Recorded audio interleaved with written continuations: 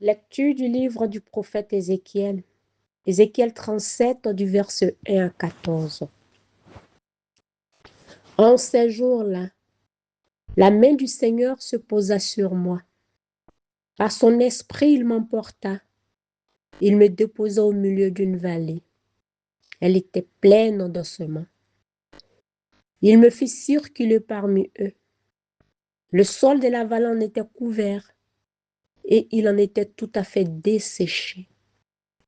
Alors le Seigneur me dit, « Fils d'homme, ces ossements peuvent-ils revivre ?» Je lui répondis, « Seigneur Dieu, c'est toi qui le sais. » Il me dit alors, « Prophétise sur ces ossements, tu leur diras, ossements desséchés, écoutez la parole du Seigneur. Ainsi parle le Seigneur Dieu à ces ossements. Je vais faire entrer en vous l'esprit et vous vivrez. Je vais mettre sur vous des nerfs, vous couvrir de chair et vous revêtir de peau. Je vous donnerai l'esprit et vous vivrez. Alors vous saurez que je suis le Seigneur. Je prophétisais comme j'en avais reçu l'ordre.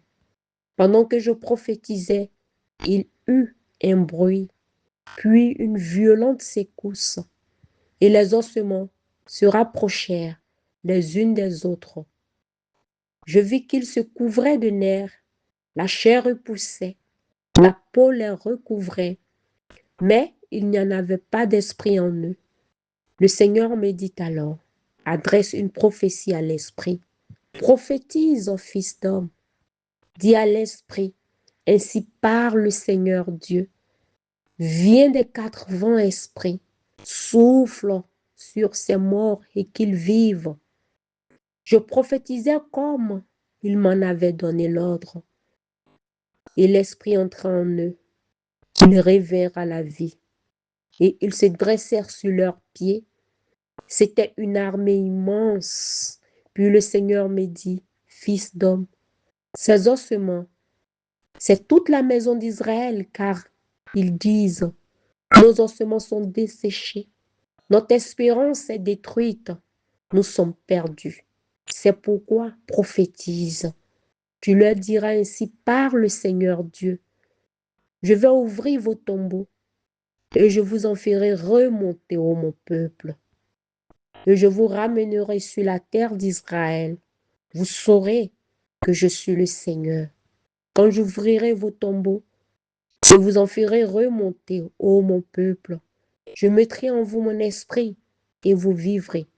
Je vous donnerai le repos sur votre terre.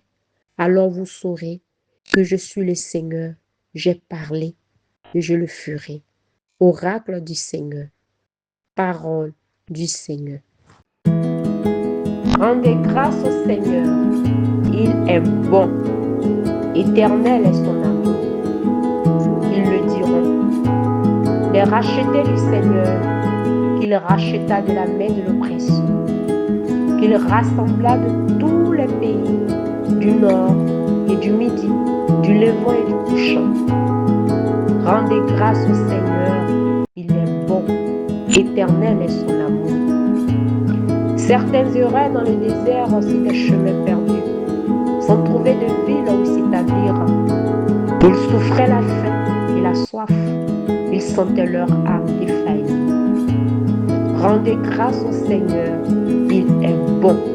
Éternel est son amour. Dans leur angoisse, ils ont crié vers le Seigneur. Et lui les a tirés de la détresse.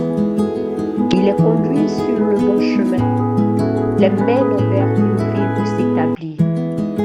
Rendez grâce au Seigneur, il est bon. Éternel est son amour.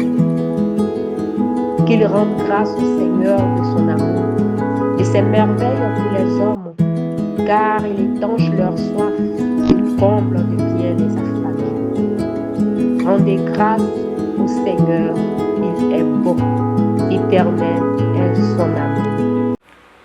Évangile de Jésus-Christ selon saint Matthieu. au chapitre 22, versets 34 à 40. En ce temps-là, les pharisiens, apprenant que Jésus avait fermé la bouche aux Sadducéens, se réunirent et l'un d'entre eux, un docteur de la loi, posa une question à Jésus pour le mettre à l'épreuve. Maître, dans la loi, quel est le grand commandement? Jésus lui répondit, tu aimeras le Seigneur ton Dieu de tout ton cœur, de toute ton âme et de tout ton esprit. Voilà le grand, le premier commandement. Et le second lui est semblable. Tu aimeras ton prochain comme toi-même.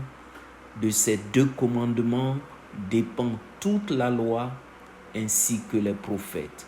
Acclamons la parole de Dieu.